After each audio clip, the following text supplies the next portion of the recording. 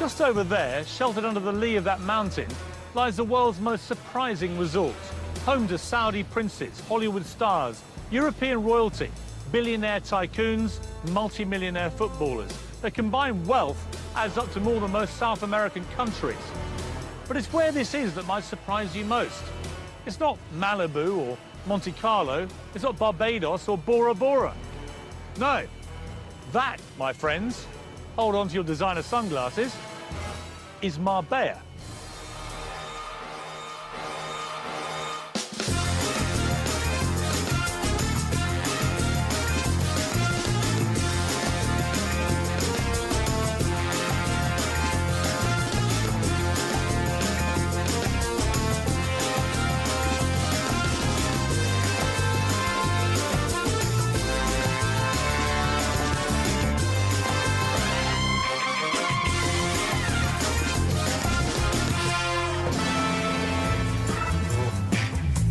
Marbella is a classic contradiction, a tale of two cities.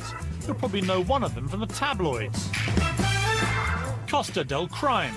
There was a shooting where literally they sprayed the hairdressers with bullets. Boozed up Brits abroad. Where's the champagne spray party, silly? Well, the thing is, you don't drink it all, so what else is there to do? Vice Central. If I was running Marbella, then it would be cleaned up.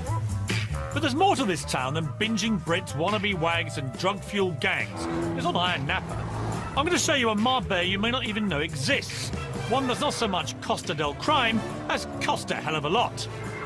It's pretty ugly, but how much is it? 16,000 euros. 16,000 euros for a handbag?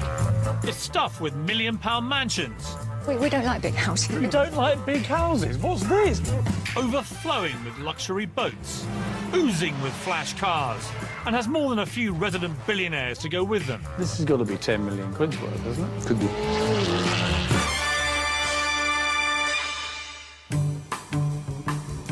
Marbella is on the infamous Costa del Sol, Spain's most southerly Mediterranean Mecca.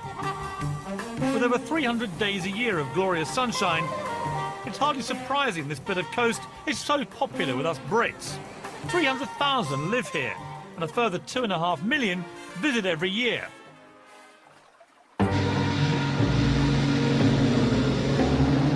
I'm driving the Golden Mile. It runs east-west alongside the Med and links Marbella's past and present. Behind me is the old town the Spanish Christians retook from the original Muslim invaders back in the 15th century. On my left here is the world-famous Marbella Club, where the magic of this place really all began. It was the hotel that first attracted film stars back in the 50s, kick-starting Marbella as an exclusive resort.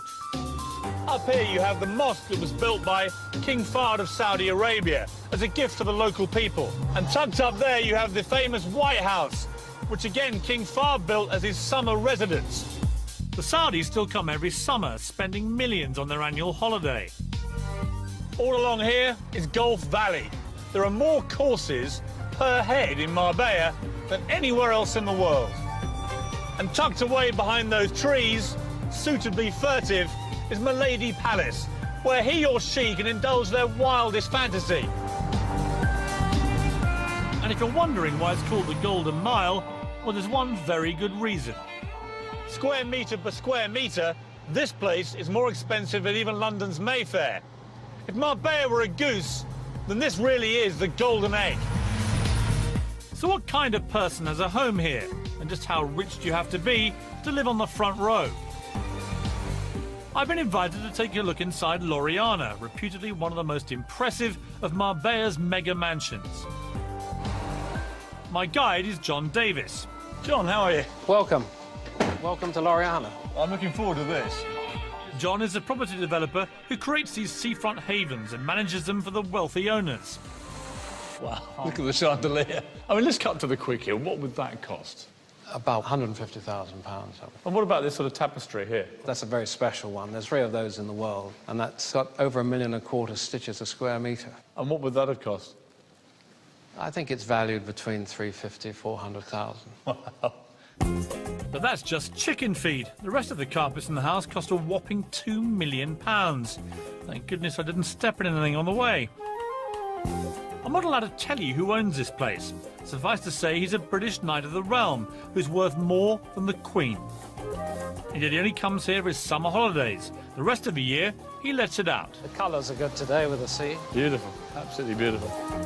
The main house is just 5 bedrooms, but there's a 3-bedroom holiday cottage under the lawn with his own pool and a grotto for the kids. A further 4-bedroom guest house in case friends pop round, and this, another 4-bedroom house in the gardens for the servants. Now, what have we here? Roman spa. Fully stocked gym, saunas, steam rooms, some strange bathing till private cinema. Look at that. And of course, if you're super rich and you fall ill, what better than having your own little private hospital? So these aren't, are they? Oh, they're not real gold, but they're very expensive taps. Like what? Well, I would say for the main 4 or 5 bathrooms in the house, you're going to spend over €250,000. On taps? On taps, yeah. So, John, here's the master bedroom, and I could quite happily wake up to this every morning. Not bad, is it? And this is the view you would wake up to. Spectacular. Unbelievable. And tell me, as we stand here, I mean, if this was to go on the market tomorrow, what would it cost me? Very hard to value, Piers, but all I can tell you is it generates a very good rental income. Like what? It's been renting out for 15 to 20,000 euros. A month? A day. A day? Yeah. 20,000 euros a day? In the high season, 20,000 a day, low season, 15,000 minimum. And who pays that? I mean, what type of person? There's people. So taking that rental income as my guide, my calculations value this property at a staggering £70 million. Not exactly cheap, but even half the price. And if you want a glimpse of the kind of people who can afford that, you may want to try the port. We're coming now to the other end of the Golden Mile, the place that most Brits might assume is the real Marbella, and that's Porto Banús, with its fabulous, famous harbour. It's here that you'll find the glitzy bars and chic restaurants. Since its opening in 1970, Porto Banús has been associated with conspicuous consumption and sophistication. This is Bond Street with a tan.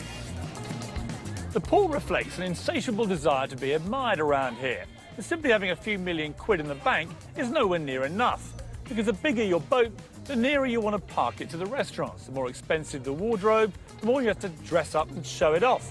And the flashier the car, the more you have to drive it round and round, trying to get noticed. Being a somebody in Marbella is bloody hard work. But those with cash love nothing more than spending it, which is not difficult in a place that's crammed with 40 of the world's top designer stores. Karen Brady, the ex-MD of Birmingham City Football Club and now sidekick to Lord Sugar in The Apprentice, owns a flat in the port. When it comes to shopping, she's in the Premier League. It would be rude not to, wouldn't it? Yes, I think it's very Yes, Karen I think Brady. so. I think. Come on. Hello. Looks like I've just been hired as an apprentice bag boy.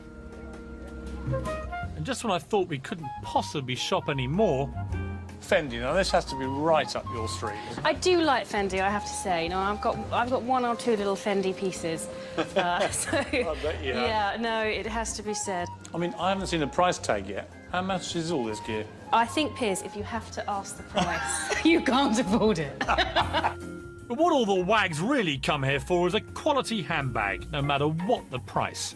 Excuse me, how much is this one? 16,000 euros. 16,000 euros for a handbag? Look, Piers. Who buys this stuff? Who buys it? Not exactly how most of their customers react, I imagine. So just how much money is sloshing around these shores? How rich are the people in Marbella? Oh, there's some really, truly wealthy people.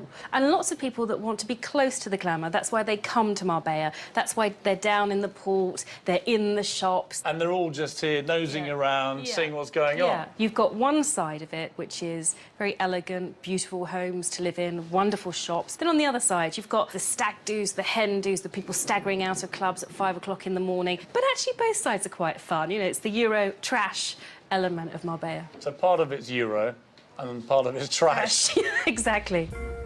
So there's cost a lot and cost a little. But in my tale of 2 cities, what is it that makes the rich want to live here? I'll be visiting a mountaintop housing estate for millionaires, where hardly anybody actually lives. I mean, we're talking 15 to 20 million Yes. for a place that is unoccupied. Oh, hardly All anything the time. occupied. As that one is down there. On the flip side, just how trashy is Marbella? And what's it like to end up on the wrong side of crime in the Costas? Woke up one morning to find out we'd been broken into. We'd been gassed, knocked out, so we didn't hear anybody in the house. Seriously, you were gassed? If you're super rich and fancy living in the sun, there are a number of options. There's Monaco for the snobs, for refined sophistication, the south of France, for exotic paradise, Barbados, and for raw excitement, you can't beat Miami. But Marbella, that's always struck me as a kind of poor man's Saint-Tropez, where lobster-red Brits come to guzzle their beer, scoff their chips, and read their daily current bun. So why is it that people who can afford to live anywhere on Earth come in such numbers to live in Marbella? Well, for one thing, there's the weather. Marbella has a near-perfect microclimate, with average temperatures of 20 degrees. All well and good, but if you're a multi-millionaire, you don't want to be scrapping over your sun lounger. You want exclusivity, security, and the chance to lord it over everybody else. Well, head into the hills, and you'll find it.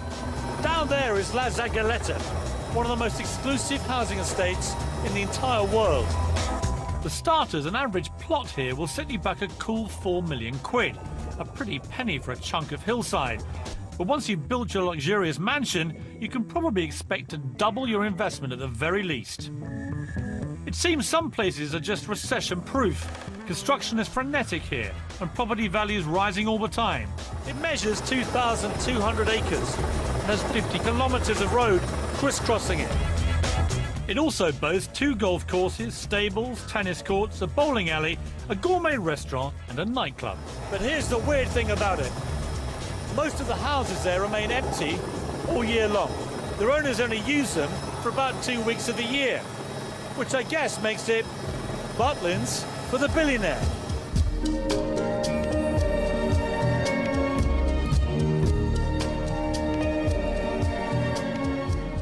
To get into this private hilltop hideaway, you need to be escorted from the main gate by a resident, or you might get shot.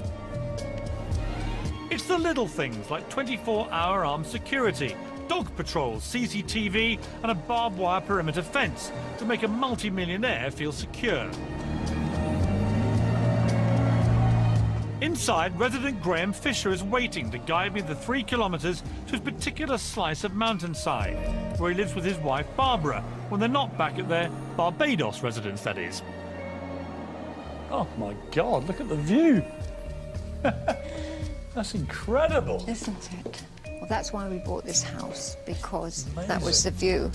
Graham sold his UK chemical company back in the 90s. Made enough money for him and Barbara to find themselves on Marbella's super rich list, albeit near the bottom, something they're endearingly embarrassed about. Is this one of the bigger ones in the area? Not, actually. Really? Where would it rank? It's one of the smallest, actually. No. It is. We don't like big houses. We're very happy. You don't like big houses? What's this? Well, we've got about 700 square metres, so what's that, 7,500 square feet of indoor living space. But you don't like big houses? But we've got pals here with 2,000 metre yes, houses. yes. So it's all relative Yes, in Marbella? yes. Yeah. Look at the view. Huh? You've got from the port of Banús, Yeah. 180 degrees round to Gibraltar, and behind Gibraltar you can see Morocco. So that is actually, that's Africa? Correct. Wow. It's 20, that close. 20 miles away. You Seriously? could swim it on a good day. You could. Yes. If you're David Walliams, it's idyllic, safe and isolated. Perfect for hiding away. But all these houses are worth between 5 and 20 million. Yes. Right. Yeah. Well, It's not easy to find one for 5. But basically, it's There's a like few a Germans. secluded If you look over oasis here- for very rich people, right? And us. Well, Graham, let's be honest, I'm not scenting poverty here, Graham. And whose is that huge place just in front of us there? As far as I'm aware, it belongs to a German family, but we've never seen lights on in it. It's never in use. I mean, we're talking 15 to 20 million Yes. for a place that is unoccupied. oh, hardly any of All them the are time. occupied. As that one is down there. And there are a few Russians here. Yeah, the mayor of Moscow. The mayor of as well. Moscow has a house. Mayor of Moscow. Would you ever sit here and think, actually, we're a bit lonely up here? Well, No, we've got well, lots of no, pals. because the English, well, We all stick together wherever we go, anywhere in the world. Well, I'd love to sit together with you. I haven't quite got the money, Barbara, to be honest with us. Oh, it's a great party house. Huh? We have some great I bet parties you do. out here. But it's, I mean, it is a very nice, secure place. That's why we feel came here, very really. It is probably the Is most... it completely safe here? Yes. I would think it's probably one of the safest places in Europe. So the price of safety in this town is £20 million, give or take a few bob. An awful lot to shut out to ensure your parties aren't gate-crashed by unwanted visitors. But then this is the Costa del Crime. The stretch of coastline was first dubbed the Costa del Crime back in the late 70s, after some of our most notorious crooks came out here to enjoy the sun and to avoid getting nicked. While the UK and Spain were arguing over extradition treaties, the likes of Freddie Foreman, the craze enforcer, and Ronnie Knight, Barbara Windsor's gangster ex, were here enjoying their ill-gotten gains. And British hoodlums are still here, but things have changed. Marbella is now an international melting pot of criminals, and they're all after a slice of the action. Of course, where there are so many criminals living in such a small place, there are bound to be differences of opinion. In the last few years, along this small stretch of Spanish suburbia, there have been a whole spate of gangland shootings. 3 people shot in broad daylight in that restaurant. Another person shot up here on the right. And a married couple machine gunned to death a little further down the road. In this town, you don't want to mess with the wrong people. You see, with Morocco just a short boat trip away, Spain is the preferred route for bringing illegal substances into Europe. Consequently, you'll find more than just a few drug barons hanging around. Someone who knows all about the illicit goings-on is Wensley Clarkson. No, he's not a drug baron, he's a journalist who's written a few books on Marbella's underworld. He now lives and works here. Well, it's fertile ground. So, Wensley, tell me about crime in Marbella. What's so weird about this place, Piers, is that you can sit on the beach as a tourist, have a lovely time in the sun, drink your pina colada at the bar on the beach, and 20 yards behind you might be a brothel, or 20 yards behind that might be a drug baron's house, and then 20 yards behind that might be a couple of criminals threatening each other with a gun. They're here because money attracts criminals, sunshine attracts criminals, a lapse police force attracts criminals. All the elements are here. This is why it's the melting pot of criminality that it is. You know, if you were brought up flogging the odd bit of cocaine in Bulgaria, you're going to be much happier flogging the odd bit of cocaine here. 40% of all of Europe's cocaine comes through Spain. Really? I mean, that speaks for itself. How much of what I'm looking at would you say has been paid for with dodgy money? Statistically, about 60 to 70% of the new buildings that have been constructed in the last 30 years here come from black money. That's illegal money, and it's helped fuel this entire economy. It wouldn't exist without it. How have you seen the Marbella crime scene evolve over the years? Instead of having friendly, old-time British villains who are nice to women and children, we've actually got hard-nosed Russian gangsters, other Eastern Europeans. These are people who take no prisoners. They will order a hit on an enemy, and they don't care if their wife and children are killed at the same time. And is that actually happening in Marbella? I mean, this is not just myth. This is going on. It's going on all the time. There was a shooting in a hairdresser's not that long ago where literally they sprayed the hairdressers with bullets. They didn't care about the other people who were killed and injured, but they got the man they were after. I don't dispute what you're saying is true, but are you slightly exaggerating this? Because when I've walked around Marbella, it all seems relatively safe. Well, they're not popping out from behind trees with Lugers, Piers, but they're there. It's an underbelly, it's an undercurrent of criminality, because this is the centre, the epicentre of criminality in Europe, without a shadow of a doubt.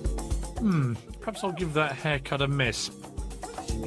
So maybe Marbella is actually a tale of 3 cities.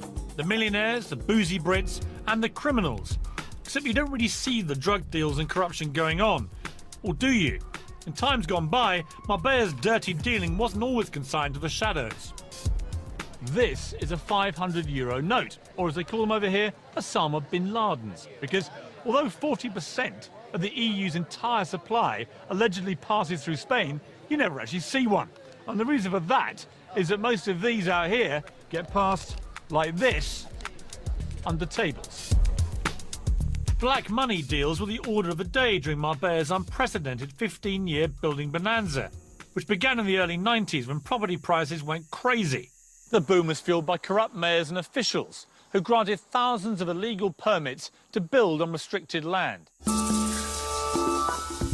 Today, the carcasses of fraudulent overdevelopment litter this coastline as a symbol of their unrestrained greed.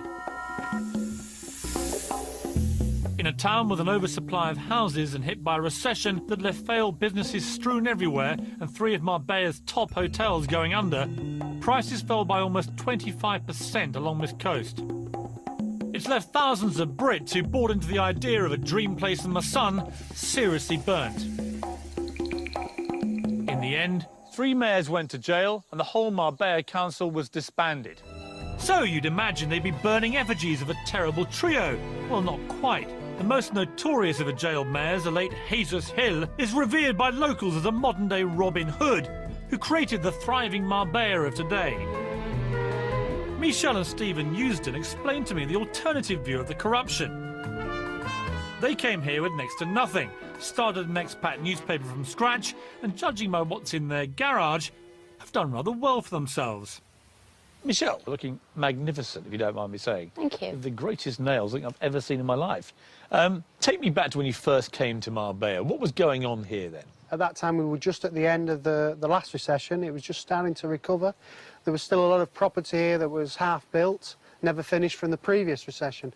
And then Jesus Hill came along, and he was the mayor. He was the mayor. He was the mayor for 11 years. Now, there's some things he did wrong, some things he did right. Well, he went to jail, so it's a matter of record. Yeah. Well, he went to jail because he approved some things that he shouldn't have approved. So he was taking bungs for property developers, right?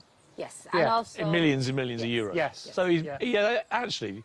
If you don't mind me suggesting this other thesis, he's actually, far from being Robin Hood, he's Robbing Hood. No, I didn't say it was Robin Hood. If you ask the standard Spaniard on the street, even today, the average Spaniard will say to you, hold on a minute, he fed us. Well, of course he did, but he was creating an entirely false black market where they're all on the take, right? And black money was everywhere. No one paid any tax, and you all made a fortune. No wonder he's popular. He stopped petty crime. Saddam Hussein had his moments. Yeah, but he kept it all for himself. He didn't give it to the populace. You can say that. Oh, so it's because he gave back.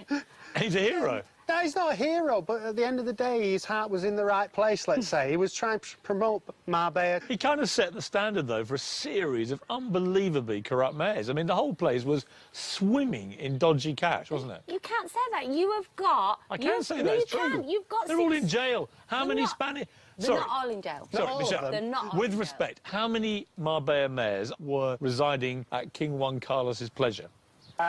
Well, at the time, there was 3. However... Just the 3 of them? You can't come to this country and say that there's corruption when you're... Yes, I can. They're all in jail. Well, there is. But there is that everywhere. And is it for the good or is it for the bad? Here, I think a lot of it was for the good.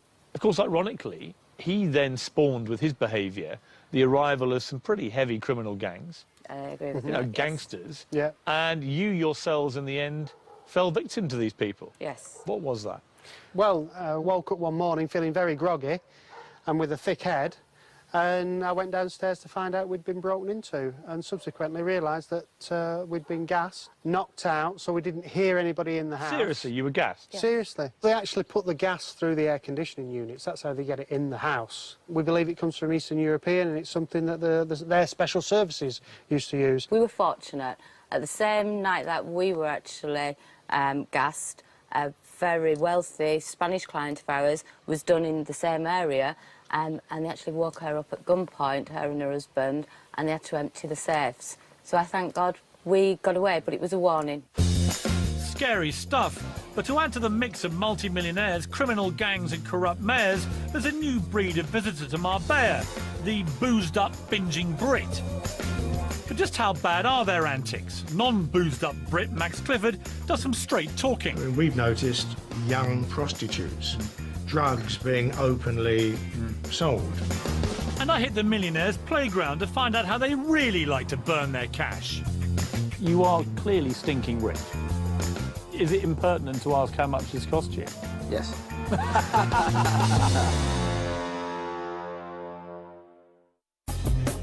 As midnight approaches, Porto Banús becomes less swanky and more, well, you know what I mean. The sort of place you wouldn't let your daughter loose in without a chastity belt. There's no doubt that with the arrival of cheap flights a decade ago, a new type of tourist spewed forth on the plains, and they were looking for just one thing: a party. Marbella developed a Jekyll and Hyde personality. Whilst the front line has kept its upmarket glamour, the street behind has become decidedly more downmarket. It's known as the second line, and at the far end, along with the hookers, pickpockets and pushers, you'll find Lineker's Bar, a home from home to many Brits abroad. Right, ladies, now you are on a hen weekend, right?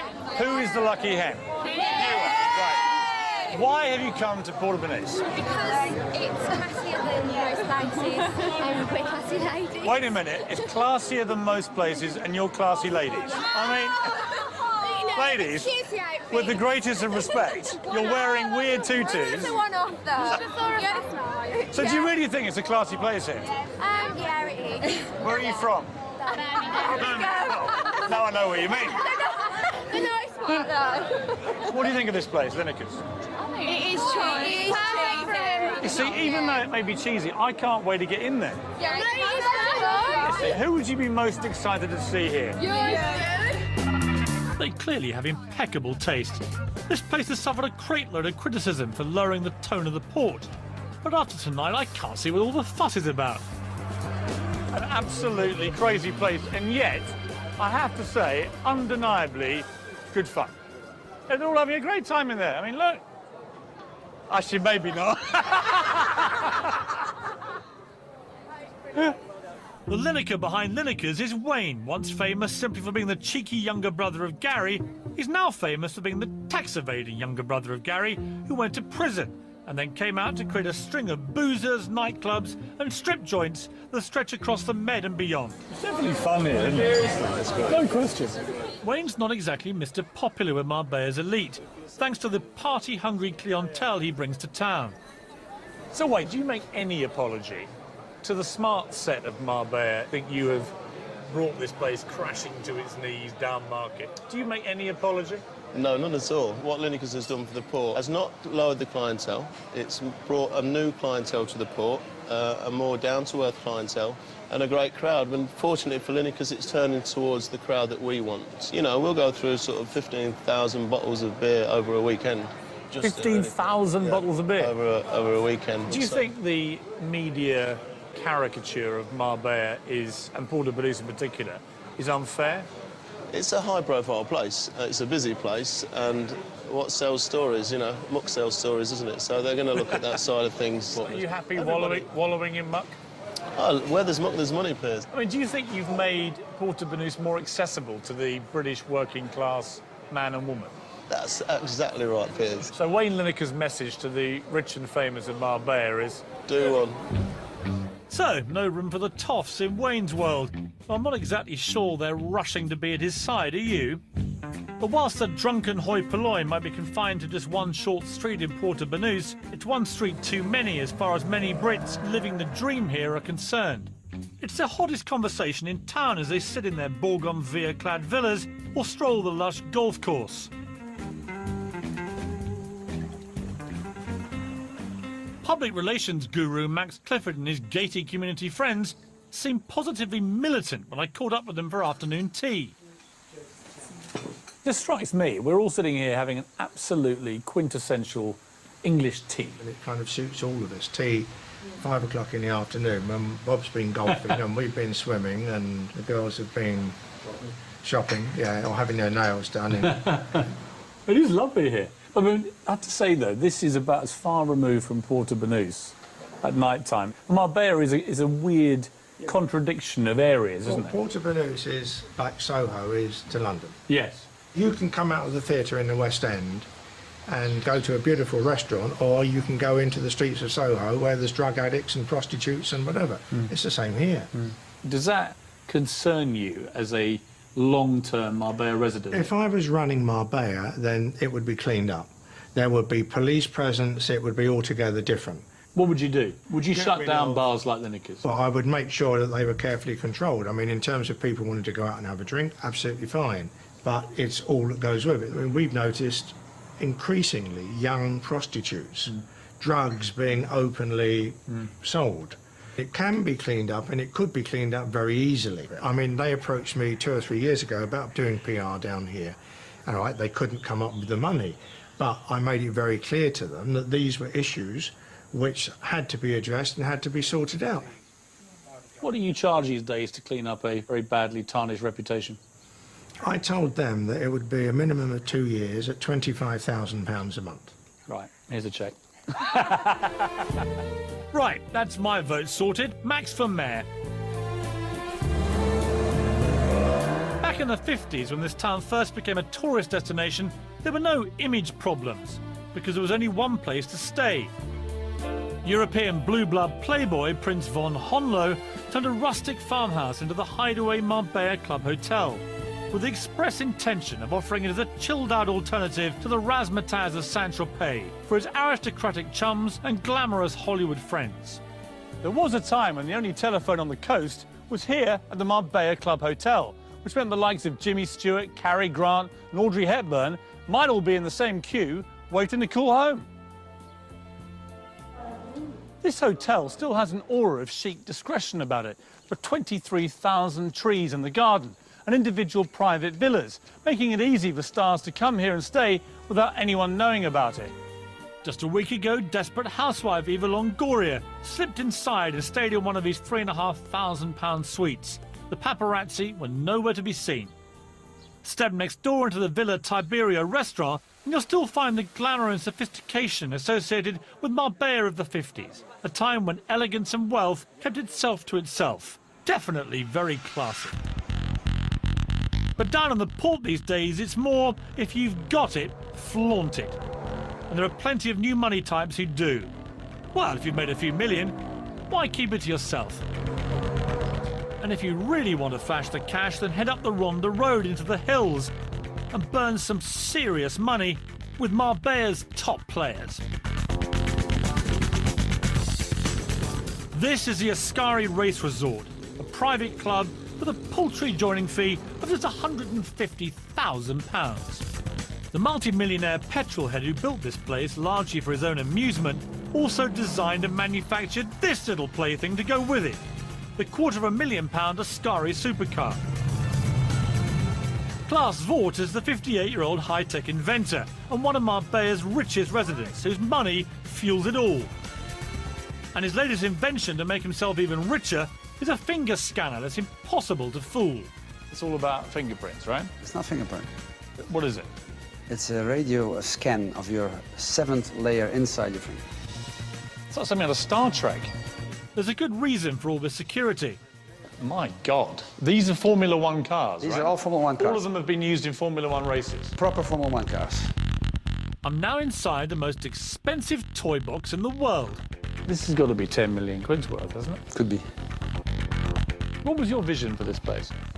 Basically, I would like to own a circuit where I could play on every day. That's how it started. It's the ultimate boy's toy, really, isn't it? Yes. Every day I get here, I still think it's a fantastic place and I love it. It's like walking into heaven when you get to these gates. It's an extraordinary place. Yes. I mean, you could live anywhere in the world, couldn't you? Yes. Why Marbella?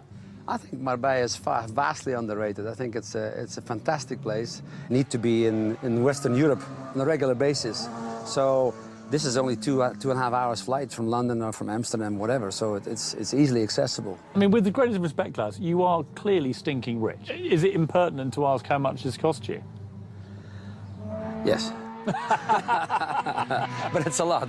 In fact, Klaus invested a vast £50 million of his fortune on having a good time. And having that kind of money to spare definitely puts you in the upper Marbella set. They all hang out at Olivier Vallet's nightclub. Lineker's is just a stone's throw away, but this place is about as far removed from Wayne and his pals as you could possibly get. Hello. The Queen of Marbella. Welcome to my I have place. heard so much about you. Thank you very much. Take me into your lair. Welcome, welcome. This is Marbella's premier nightclub, and is as voluptuous, exotic and entertaining as Olivia herself. People said to me that I couldn't make a programme about Marbella and not eventually meet you? That is real, because I said to everybody, if you come to Marbella and not come to visit my place, it's like to go to Roma and not go to the Vatican. So here are the bowels of your cellar, Olivia. On a busy weekend, almost 5,000 people will guzzle their way through the content of Olivia's cellar. This is one weekend's worth. Yes. But don't bother coming if you're on a tight budget. The punters here spend more in one night than most people spend on their 2-week holiday. This is a 1995 Yes, it's a Methuselah, Methuselah of of Dom Perignon. How much are they? That's a bottle of 30,000 euros. 30,000 euros for a bottle of champagne? I'm told that everybody's been in here. Give me some names of people who've been here. Oh, from Sean Connery to Bruce Willis and with Rod Stewart. And I heard you had Prince Harry in one night. Oh, yes. That is the most chic and elegant young boy that I receive. Really? And when he tells me that it's the best night that he spent in his life, I tell him, really? Don't worry, you are going to have thousands of better nights. Believe me, Marbella is a paradise. One night you like to have something very sophisticated and very good food, and one day you go to beaches where you eat wonderful fishes for very cheap price. Yeah, but hang on a sec, Olivia. I mean, if I went to your nightclub tonight, there are going to be people spending between 5,000 and 20,000 euros, aren't there? Yes, we have. Thanks God. Thanks God, because if there is only poor, it's a little contagious. I don't like to be so near than them. Quite right, Olivia. We certainly don't want you catching a dose of poverty in Marbella, now do we? So, it seems the rich here are very happy living their own wealthy bubble, buying themselves distance from the riffraff and locking themselves away from the criminals. So what does the future look like to anyone who's thinking of setting up shop in Marbella? James Hewitt is the latest immigrant to try his luck. Do you think Marbella is a pretty good place to reinvent yourself if your reputation has been a bit, you know, scallywag, cad, bounder? Thank you for repeating that again. And how do you down 120 bottles of champagne in just 2 minutes? Where's the champagne spray party, silly? Well, the thing is, you don't drink it all, so what else is there to do? Tell me I'm barking mad, that I'm a Jeroboam shorter than Nebuchadnezzar. Or perhaps it's all this sun getting to my head. But everyone I meet in Marbella says exactly the same thing. This is the best place in the world for work, rest and play.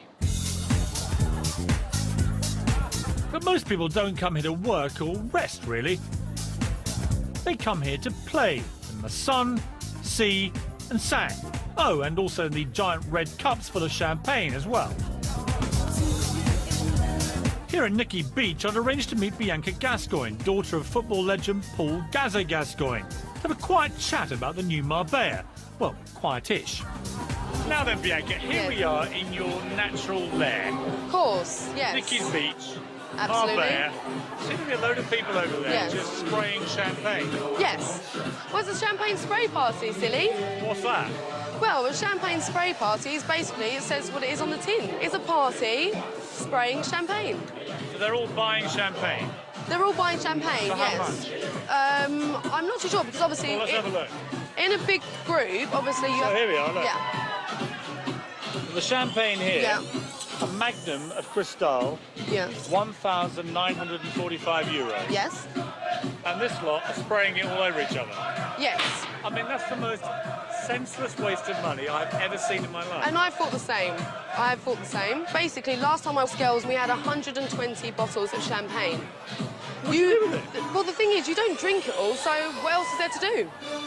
Well, you spray it. Do you think in a recession, Bianca, that spraying champagne all over each other is a sensible thing to do? Absolutely not, but it's a fun thing to do. Ah, yes, fun. That'll pay the bills. And talking of bills, if you're a millionaire and you're not quite so keen on giving so much of your hard-earned cash to the taxman, there's another reason you might want to move to Marbella. As every local estate agent will tell you, on a good day you can see Gibraltar and Africa from here. Gibraltar's just a 40-minute drive away, but it's been a thorn in the side of Spain for decades. Lurking like a shark off the coast, feeding off the scraps that places like Marbella throw at it. But the tide may now be turning. If you're a tax exile, then Gibraltar's now one of Europe's lowest tax takers. And incredibly, you don't even have to live there to reap the benefit. Sounds too good to be true? Well, don't take my word for it. Have a listen to what James Young has to say. He's a Marbella millionaire who sold his pharmacy business in the UK and saved a fortune in tax by buying a flat in Gibraltar. I caught up with James on his £2 million Sunseeker. Pen and paper at the ready, everyone. So, James, I mean, you really are living the Marbella life, aren't you? I'm not quite sure about this. Well, let me spell it out for you. Yeah. Nice big yacht. Yes. Vintage champagne in your hand. Yes. The coiffured look of a man stinking of success, James. Wow. How do you plead? Guilty. Guilty, yeah. Yeah. I mean, it's maybe a daft question, but what made you leave Sunderland to come and live in Marbella? Well, before I sold the company, I took advice and applied to be a resident of Gibraltar. But you don't have to live there for any number of days as part of the deal. Exactly. I don't have to live even one day or spend one night there. Really? I can just spend my time in Marbella. So what is the tax in Gibraltar if you do that? Well, I didn't have to pay any capital gains tax on the sales price when I sold the company. Do you mind me asking what you sold it for? A few million, yeah. So basically, by buying a little place in Gibraltar, you ended up paying no tax on that at all? Yeah, that's right. If you'd done that in England, you'd have been paying... Exactly, capital gains tax at 10%. But on top of that is the inheritance tax, which is very important to me. So by being resident in Gibraltar, what would that be now, your inheritance tax? Nothing. Really? Nothing. My assets will be passed down to my children. And if I was in England, half of it would be going to Gordon Brown. But what has Marbella got that Sunderland couldn't give you, James? Well, it's got the weather, it's got the food, I was it's actually got joking. the ambiance. I've been to Sunderland, don't worry. Yeah, right. yeah. So perhaps the reason this town is so successful is that just about anyone can come and make a life here. From millionaires to boozed-up revellers, and from aristocrats to criminals. They're all doing what they do here in Marbella. Armed with the idea that Marbella will accept anyone with open arms, Britain's ultimate cad traded his life in Chelsea for a new life here in the sun. This is Polo House, a high-class establishment serving tiffin to the toss. Well, actually it serves posh nosh to anyone who'll pay for it. It's owned by one of my old tabloid targets, James Hewitt. Awesome guy, James Awesome. For him, it's a whole new lease of life, a reinvention as restaurateur, rather than reality TV star, lettuce seller and all-round bounder. And let's not mention the affair with the most famous woman of all time. James, we meet again. We do indeed. Very warm welcome. In slightly more... Friendly. Yes, friendly circumstances, yeah.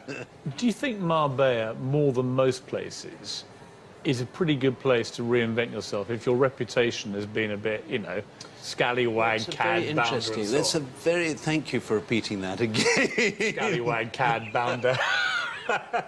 You know what I mean, though? That actually this is a pretty good place to reinvent I think yourself. anywhere is a good place to go, other than England.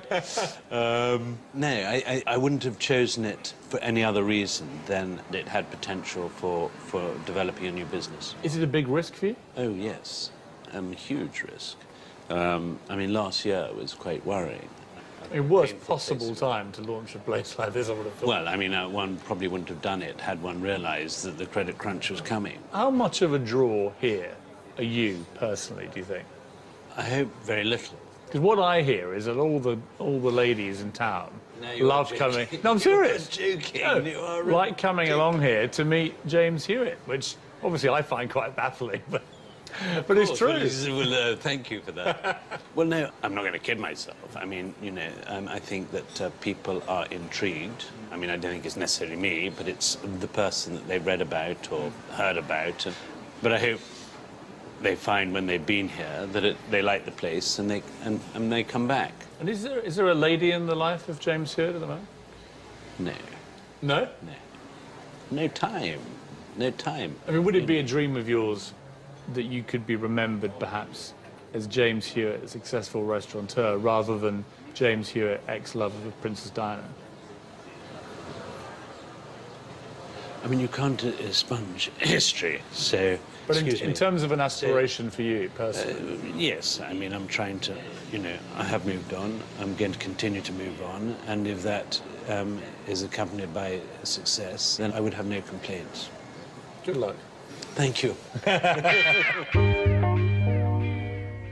I set off to investigate a tale of two cities. But Marbella has turned out to be a mini metropolis in my son, providing everything to everyone.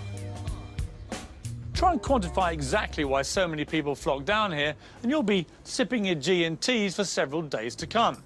But one thing's for sure, it remains at his heart somewhere that people come to live a dream, to retire, to party, to make a fortune, to spend a fortune, or even just to enjoy a great holiday. Marbella, whatever tickles your fancy, can offer it all.